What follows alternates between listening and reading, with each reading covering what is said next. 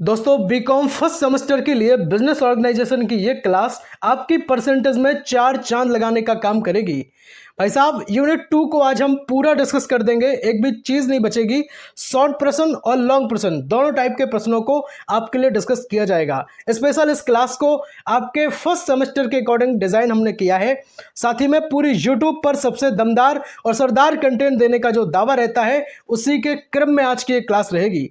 भाई साहब पूरा फोकस के साथ है ना, पूरे फोकस के साथ इस क्लास को अंत तक आपको देखना है।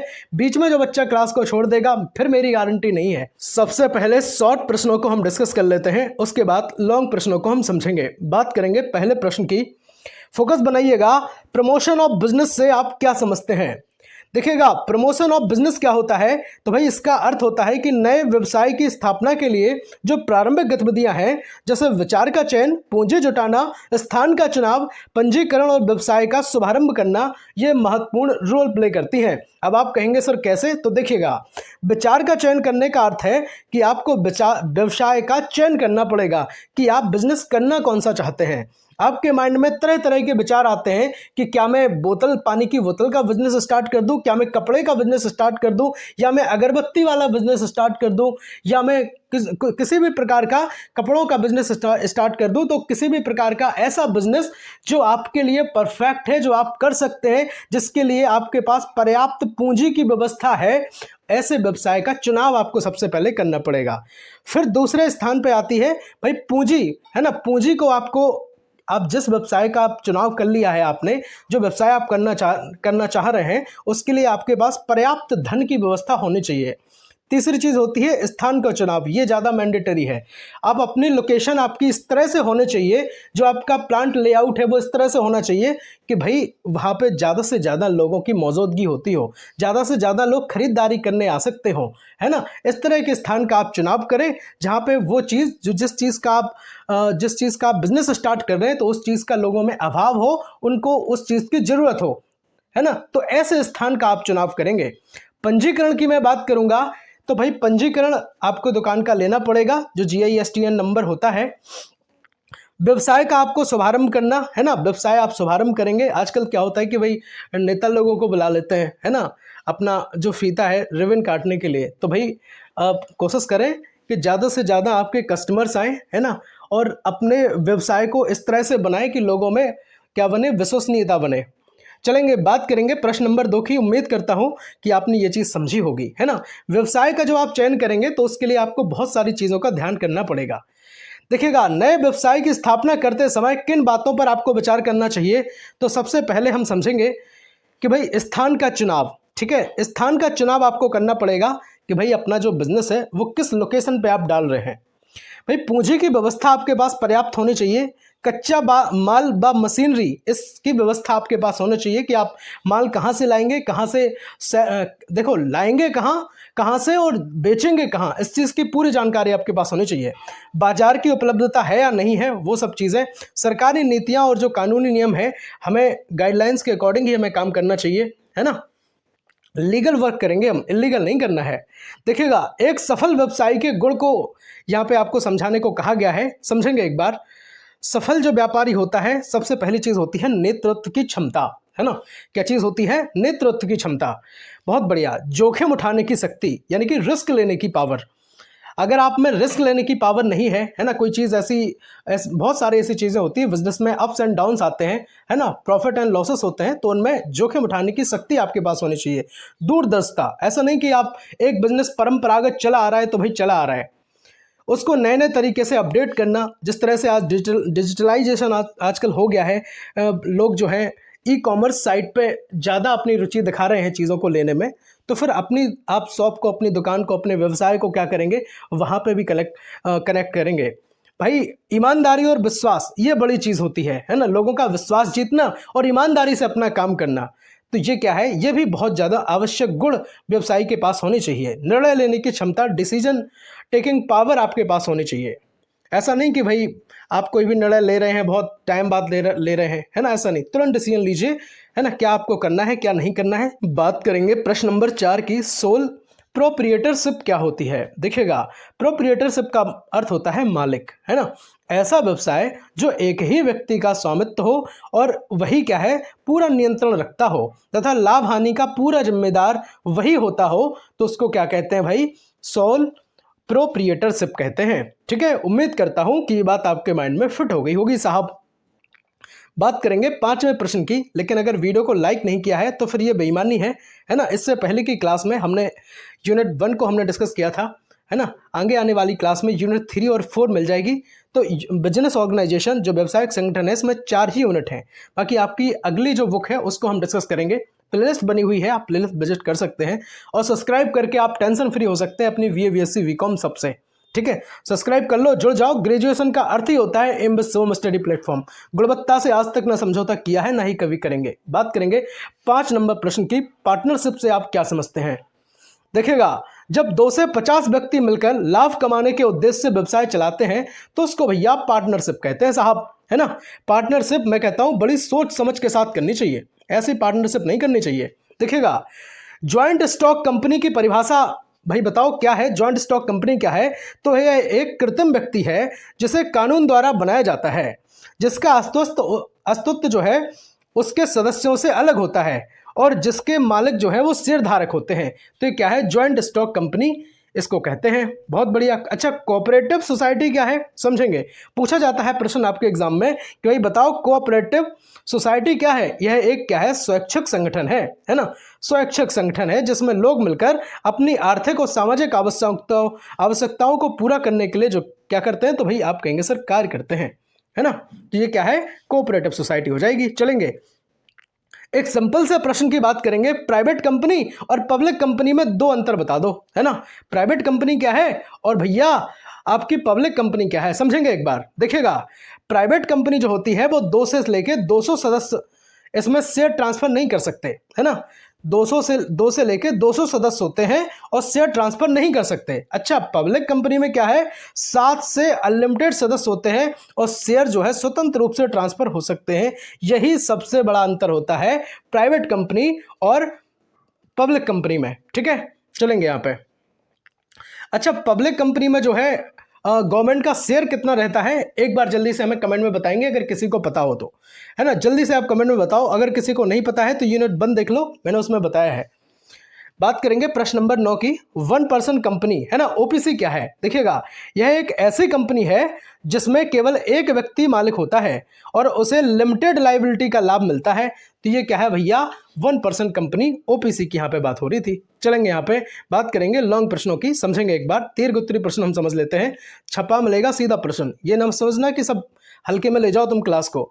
बहुत उम्दा और बेहतरीन कंटेंट हम आपको देते हैं। सारी चीज़ों को एनालाइज करने के बाद आपके लिए क्लास जो है वो आपके सामने लाई जाती है। ठीक है, बात करेंगे पहले प्रश्न की। प्रमोशन ऑफ बिजनेस की प्रक्रियाओं को आपको समझाना है। देखिएगा, प्रमोशन ऑफ बिजनेस वह प्रक्रिया है जिसके अंतर्गत व्यवसाय की स्थापना और शुभारंभ के लिए सभी प्रारंभिक गतिविधियां की जाती हैं। इसके जो प्रमुख चरण हैं उनको हम जरा समझते हैं। कौन कौन? देखो, सबसे पहले क्या होता है? प्रश्न समझना बेहद जरूरी है। आप अगर क्वेश्चन सही से नहीं समझ पाते हैं तो मुझे लगता है आंसर समझने में दिक्कत हो सकती है आपको। देखो भाई, प्रश्न आपसे पूछा गया है कि भाई प्रमोशन ऑफ बिजनेस की जो प्रक्रिया है उनको आपको समझाना है ना। व्यवसाय की स्थापना के लिए आपको क्या क्या चीजें करनी पड़ेगी, मैं इस चीज की मैं बात कर रहा हूं। तो सबसे पहला है बिजनेस आइडिया। बिजनेस आइडिया का चयन, यानी कि कौन सा बिजनेस आपको शुरू करना है। मैंने स्टार्टिंग में ही आपको पहले प्रश्न में बताया था कि आपको सबसे पहले ये चीज पता होनी चाहिए, आपका माइंड इधर उधर ना घूमे, है ना। ऐसा नहीं कि आप फिर फ्लेक्सिबल माइंड हो रहा है कि ये कर लें वो कर लें, नहीं नहीं नहीं। आपको एक जो काम करना है उस पर आप फोकस करें। दूसरी चीज, जांच और विश्लेषण करें बाजार की, है ना, मांग की, प्रतियोगिताओं की। बाजार यानी कि वहां बिजनेस कितना है इस चीज का, है ना।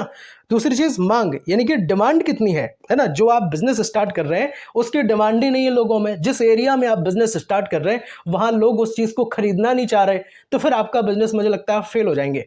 नेक्स्ट है प्रतियोगिता, है ना। कंपटीशन आपके बिजनेस की उस मार्केट में कितनी है ना।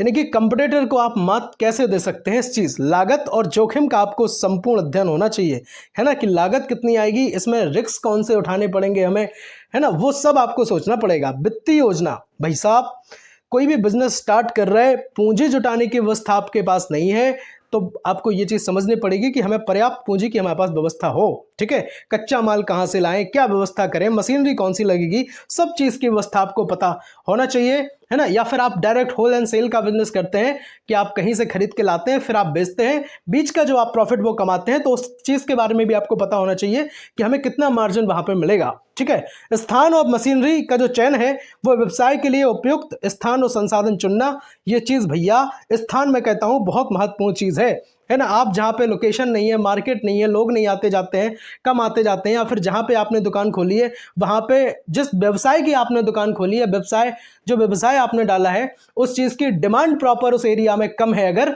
तो फिर मुझे लगता है कि आपका बिजनेस नहीं चलेगा, है ना। तो इस चीज़ का आपको बेहद, है ना, ध्यान रखना पड़ेगा। बात करेंगे कानूनी औपचारिकताएं जो होती हैं, जैसे पंजीकरण है, लाइसेंस है, परमिट है, ये सब आप कानून के दायरे में रहकर आप काम करिए। ठीक है, इससे क्या है कि आपको बाद में कोई टेंशन नहीं होगी, आप बढ़िया आराम से अपने बिजनेस पर माइंड लगा पाएंगे। नहीं तो बार बार पुलिस आएगी, बार बार आपको परेशानी होगी, है ना। कानूनी तौर पर आप गलत ऐसी चीज़ करेंगे तो फिर दिक्कत होगी ना, लोगों को दिक्कत होगी तो आपको दिक्कत होगी, तो फिर इस तरह से क्या है, नहीं हो पाएंगी ना चीज़ें। व्यवसाय के शुभारंभ की अगर बात करें तो सभी तैयारियों के बाद व्यवसाय प्रारंभ करना, ये चीज़ भी मेन होती है। बात करेंगे प्रश्न नंबर 2 की, है ना। लॉन्ग प्रश्न हम डिस्कस कर रहे हैं और हमने लगभग शॉर्ट प्रश्नों में सारे लॉन्ग पढ़ भी लिए हैं। छोटा छोटा आपने पढ़ा था शॉर्ट रूप में, अब जरा हम अच्छे से पढ़ रहे हैं उसको। देखिएगा, एक सफल व्यवसायी के गुण विस्तार से हमें समझाना है।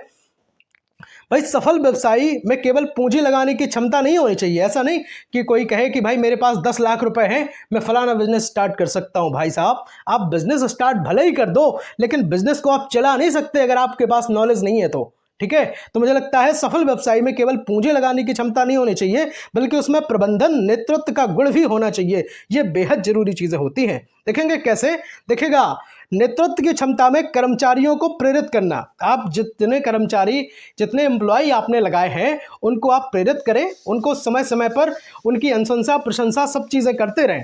निर्णय लेने की क्षमता, है ना, आपके पास डिसीजन मेकिंग पावर होनी चाहिए। सही समय पर सही गलत का निर्णय आपको लेना पड़ेगा, है ना। ऐसा नहीं कि आप सोचें कि आप केवल बस बब्बू बने बैठे रहें, है ना, नहीं चलेगा। जोखिम उठाने की शक्ति आपके पास होनी चाहिए। अनिश्चित परिस्थितियों में आप जो काम करना चाहिए, है ना, किस तरह से अगर लॉस हो गया और आप टेंशन में आ गए, ऐसा नहीं है भाई। बिजनेस में प्रॉफिट लॉस चलते रहते हैं, तो बहुत सारी चीज़ों को आपको क्या करना पड़ेगा, मैनेज करना पड़ेगा, समझदारी के साथ काम करना पड़ेगा साहब। भाई साहब, दूरदर्शिता की अगर बात करें तो भविष्य की संभावना और चुनौतियों की पहचान करना।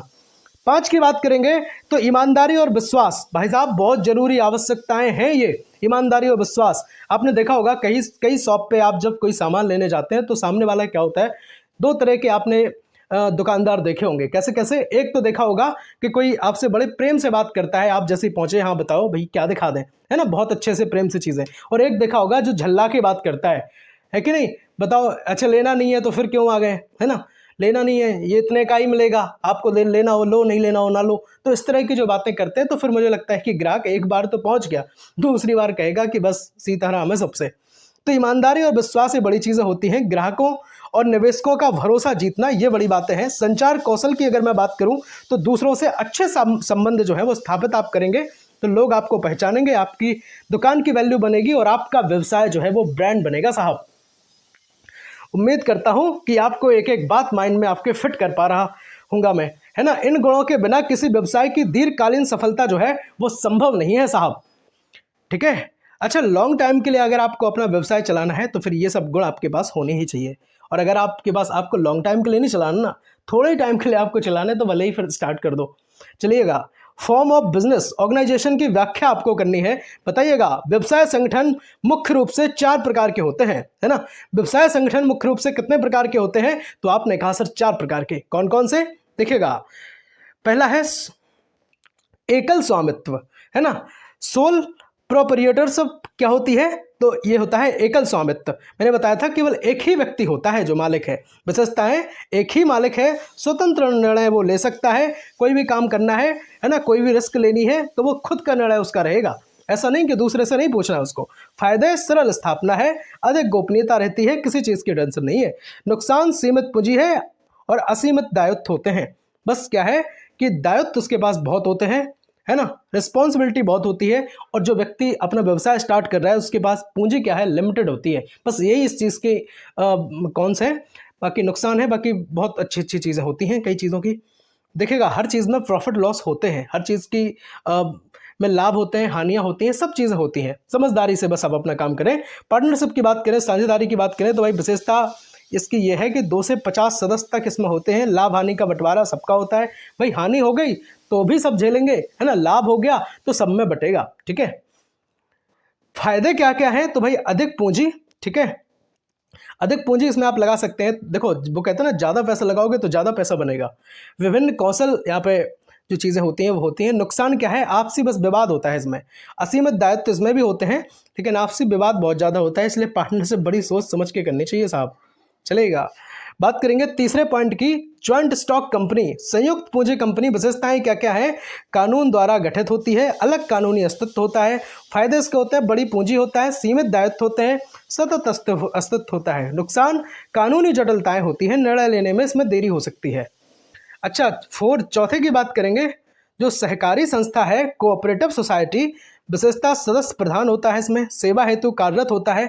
फायदे क्या है, लोकतांत्रिक प्रबंधन होता है ना, सरकारी सहायता इसमें मिलती है, ये चीज़ का फायदा है। लेकिन नुकसान क्या है, इसमें संसाधन सीमित होते हैं, बस प्रबंधन की क्या है, कमजोरी होती है। ठीक है, तो ये चीज़ आपने भी समझ ली है। उम्मीद करता हूँ 3 प्रश्न तक आपने एकदम गर्दा उड़ा दिया होगा, है ना। एक बार जल्दी से कमेंट में बताओ क्लास लग कैसी रही, मज़ा आ रहा कि नहीं आ रहा, मैं आपको एक एक बात समझा पा रहा हूँ या नहीं समझा पा रहा हूँ। लोग मुझसे कहते हैं सर कि आप तो बीए पढ़ाते हैं, बीएससी भी पढ़ाते हैं, आप बीकॉम भी पढ़ाने लग गए, आप बताओ किसी से कमज़ोर है क्या? आप बताओ, आप पूरी यूट्यूब पर सर्च कर लेना, और जब मैं छाती ठोक के ये दावा करता हूँ कि भाई पूरी यूट्यूब पर सबसे दमदार और सरदार कंटेंट दूंगा, तो भाई मेरा कंटेंट दमदार है और सरदार है। आप देख लेना, मिलान करिएगा, मैं कह रहा हूँ मत मानो। बात करेंगे चौथे प्रश्न की, प्राइवेट कंपनी और पब्लिक कंपनी में अंतर आपको स्पष्ट करना है। बहुत बढ़िया, सिंपल से क्वेश्चन की हम यहाँ पे बात करेंगे। देखिएगा, प्राइवेट कंपनी और पब्लिक कंपनी दोनों ज्वाइंट स्टॉक कंपनी के रूप में है, लेकिन इनमें कई महत्वपूर्ण अंतर हैं। जैसे कि पहले की बात करेंगे, सदस्यों की संख्या। ठीक है, तो भाई प्राइवेट कंपनी में क्या है, 2 से लेकर 200 सदस्य हो सकते हैं। पब्लिक कंपनी की बात करें तो इनमें न्यूनतम 7 सदस्य और कोई अधिकतम सीमा इसमें नहीं होती है। चलिएगा, शेयर ट्रांसफर में अगर हम देखें तो इसमें क्या है, तो भाई शेयर ट्रांसफर में प्राइवेट कंपनी जो है, शेयरों का लेन देन मालिक और सदस्यों की अनुमति से ही होता है।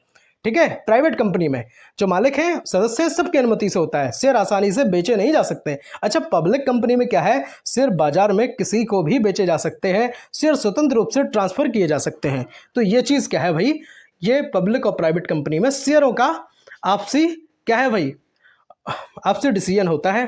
बात करेंगे तीसरे पॉइंट की, जिसको कहते हैं भाई पूंजी जुटाना। देखिएगा, पूंजी जुटाना, प्राइवेट कंपनी या जनता से पूंजी नहीं जुटा सकती, पूंजी सिर्फ सदस्यों से ही आती है। जितने उसमें पार्टनर होते हैं वही क्या करते हैं, पूंजी अपनी लगाते हैं, है ना। पब्लिक कंपनी क्या है, जनता से पूंजी जुटा सकती है। यही वजह है कि बड़ी कंपनियां जैसे रिलायंस, टाटा आदि पब्लिक कंपनीज हैं। बहुत बढ़िया, बात करेंगे चौथे पॉइंट की।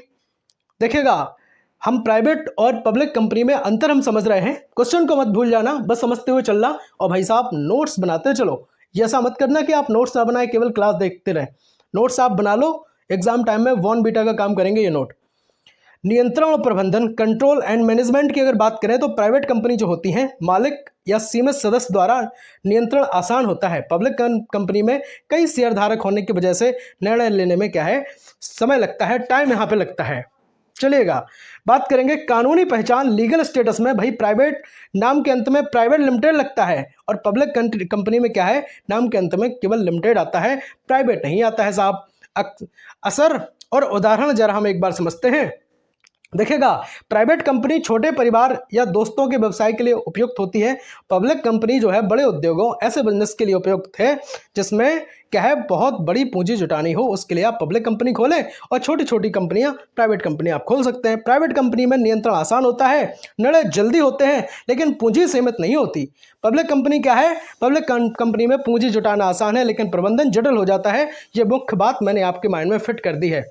आप बताओ, चौथे प्रश्न तक किसी को दिक्कत हो तो एक बार बता दो। मैं फास्ट चीज़ें पढ़ा रहा हूँ, रोक रोक करके लिखते जाओ चीज़ें, टाइम कम है यार, एक क्लास में 1 यूनिट हमें कराना है कंप्लीट। इस वीडियो का 5वां और अंतिम प्रश्न हम डिस्कस करेंगे आपके साथ। बस भाई देखते चलना, वीडियो को बीच में छोड़ के मत भाग जाना। 1 पर्सन कंपनी ओपीसी का महत्व आपको बताना है। उत्तर और स्पष्टीकरण के साथ इसको हम डिस्कस करेंगे। देखिएगा, 1% कंपनी ओपीसी एक नया प्रकार का व्यवसाय संगठन है जिसमें क्या है, कंपनीज एक्ट 2013। याद रखना कंपनी एक्ट क्या है, तो आप कहेंगे सर 2013 है। कंपनी एक्ट 2013 में जैसे शामिल किया गया, किसको शामिल किया गया, तो 1% कंपनी ओपीसी को शामिल किया गया। ये क्या है, एक नए प्रकार का व्यवसायिक संगठन है साहब। चलेंगे देखिएगा कैसा, इसमें क्या है, एकमात्र मालिक, सिंगल ओनर की यहाँ पे बात होती है। ओपीसी में केवल एक ही व्यक्ति मालिक होता है ना। यह मालिक सभी निर्णय लेने के लिए स्वयं स्वतंत्र होता है, प्रबंधन का भी वह जिम्मेदार होता है साहब। दूसरे की बात करेंगे अगर, तो लिमिटेड लायबिलिटीज होती हैं, यानी कि जो दायित्व हैं वो सीमित होते हैं। ओपीसी में व्यवसाय की संपत्ति ही हानि की जिम्मेदारी होती है। व्यवसाय की संपत्ति ही, ध्यान रखना, हानि के लिए जिम्मेदार होती है, याद रखिएगा। मालिक की व्यक्तिगत संपत्ति सुरक्षित रहती है, बस इस चीज को आप याद रखेंगे। बात करेंगे तीसरे पॉइंट की, देखिएगा मैनेजमेंट हम जरा समझते हैं। इजी मैनेजमेंट होता है, सरल प्रबंधन। भाई निर्णय अगर लेना है तो आसानी से लिए जा सकते हैं। सिर्फ एक व्यक्ति होने की वजह से निर्णय क्या है, बड़े जल्दी आसानी से लिए जा सकते हैं, है ना। अन्य साझेदारों की अनुमति या विवाद की आवश्यकता नहीं होती है, ठीक है। तो ये चीजें हैं, जो शेयर हैं उसको क्या होता है भाई, अपने आराम से चीजें हो सकती हैं, ठीक है। निर्णय लेने में अब अच्छा बहुत ज़्यादा सदस्य होंगे तो फिर कोई भी काम का अगर हमें डिसीजन लेना होगा तो सबसे पूछना पड़ेगा ना। और इसमें क्या है, जब अकेला आदमी है तो वो कहेगा फलाना काम करना है तो बस करना है, ठीक है। चलेंगे यहाँ पे। अच्छा एक सिंपल सी बात ऐसी बताया मजाक के तौर पे, हम लड़के भी ना कई बार ऐसे डिसीजन ले लेते हैं कि भाई ने बोला है तो होना है तो होना है। चलेंगे यहाँ पे, ये तो हंसी मजाक की बातें हैं, होती रहती हैं। बात करेंगे चौथे पॉइंट की, कानूनी मान्यताएं। जैसे लीगल जो रिकॉग्निशन है उनको हम जरा समझते हैं। ओपीसी कानूनी रूप से क्या है, कंपनी मानी जाती है। इसे बैंक से लोन लेना या निवेशक को आकर्षित करना आसान होता है। चलेगा, बात करेंगे उद्यमियों के लिए जो महत्व है, इंपोर्टेंस क्या है भाई एंटरप्रेन्योरशिप के लिए, तो उसको समझते हैं। छोटे व्यवसाय और स्टार्टअप के लिए आदर्श होती है ओपीसी, है ना। युवा उद्यमियों को स्वतंत्र और सुरक्षा दोनों मिलते हैं, और स्वरोजगार को क्या मिलता है, तो आप कहेंगे सर बढ़ावा मिलता है। एक बार एग्जाम्पल हम जरा समझते हैं, उदाहरण के जरिए हम समझ लेते हैं कैसे। अब आप कहेंगे देखिएगा, मान लो तुम खुद का ई कॉमर्स स्टार्टअप शुरू करते हो, ठीक है। तो ओपीसी बनाकर तुम अकेले मालिक बन सकते हो और किसी अन्य साझेदार की अनुमति के बिना व्यवसाय क्या कर सकते हो, तो आप आराम से चला सकते हो। अगर बिजनेस घाटे में भी जाता है तो फिर क्या होगा, तो सिर्फ बिजनेस की संपत्ति से नुकसान होगा, क्योंकि तुम्हारी निजी संपत्ति सुरक्षित रहेगी, ठीक है। तो इस चीज को आप याद रखेंगे। चलेंगे, मुख्य बात हम यहाँ पे जरा समझते हैं। ओपीसी छोटे व्यवसायों और स्टार्टअप के लिए सबसे सुरक्षित, सरल, आधुनिक तरीका होती है। बड़ा बिजनेस आपको करना है तो पब्लिक कंपनी, ठीक है, और छोटा करना है तो प्राइवेट कंपनी। बहुत बढ़िया। वीडियो अच्छी लगी हो, हेल्पफुल लगी हो तो लाइक जरूर कर देना यार, फिर ये बेईमानी अगर लाइक नहीं कर रहे तो प्लीज़ लाइक जरूर कर दो। संपूर्ण यूनिट 2 को हमने कंप्लीट किया है पूरी यूट्यूब पर सबसे दमदार असरदार कंटेंट के साथ, और वो भी छाती ठोक के। बिजनेस ऑर्गेनाइजेशन की बात करेंगे अगर, तो यूनिट 1 को हमने डिस्कस किया था, ठीक है। तो इससे पहली क्लास में प्लेलिस्ट बनी हुई है, एक बार प्लेलिस्ट विजिट कर लो, बाकी लिंक डिस्क्रिप्शन बॉक्स में शेयर कर देंगे। टेलीग्राम परिवार से भी जुड़ जाएं। और फूड न्यूट्रिशन एंड हाइजीन जो आपका को सर्कुलर सब्जेक्ट है, उसकी भी क्लासेस अपने परिवार पर पहले से हैं, और बहुत सारी क्लासेस हम आपको नई भी उपलब्ध कराएंगे, ठीक है। और एक और बात बताएं, देखिएगा आपका अगर एक माइनर में वो है क्या नाम उसका, इंडियन कॉन्स्टिट्यूशन, तो फिर आप इंडियन कॉन्स्टिट्यूशन की भी क्लास देख लें। या फिर अगर दूसरा कोई है, डेस्कटॉप प्रिंटिंग वगैरह है, या फिर direct indirect tax structure in India, ये करके आपका माइनर है, या फिर आपका जनरल साइंस करके माइनर है, आप किसी भी यूनिवर्सिटी से क्यों ना हो, तो अपनी सारी क्लासेस अपने परिवार पर अवेलेबल हैं। बस एक बार आप प्लेलिस्ट विजिट कर लें, और हो सकता है कोई बच्चा ये बाद में क्लास देख रहा हो, तब तक सारी यूनिट जो है वो आ चुकी होंगी। तो आप एक बार प्लेलिस्ट जरूर विजिट कर लीजिएगा, कि अगर सारी यूनिट आ चुकी होंगी तो आप देख लीजिएगा, ठीक है। चलेंगे यहाँ पे, बहुत जल्द आपको यूनिट 3 की क्लास मिलेगी। मिलते हैं अगले वीडियो में, तब तक के लिए जय हिंद, वंदे मातरम, भारत माता की जय। बताइएगा जरूर यार लगी क्लास कैसी है, और सब्सक्राइब नहीं किया है, मैंने अभी तक नहीं बोला, अगर आपने सब्सक्राइब नहीं किया है तो यार सब्सक्राइब कर दो, ईमानदारी से सब्सक्राइब कर दो, जुड़ जाओ। और जो मैं काम कर रहा हूँ, गुणवत्तापूर्ण शिक्षा देने का जो मैं काम कर रहा हूँ, उसको भाई आगे बढ़वा दो। आपके सपोर्ट के बिना ये कुछ नहीं है, ना कुछ हो सकता है। इसलिए सपोर्ट जरूर करो यार अपने भाई को। मिलता है अगली वीडियो में, तब तक के लिए जय हिंद, वंदे मातरम, भारत माता की जय, हर हर महादेव।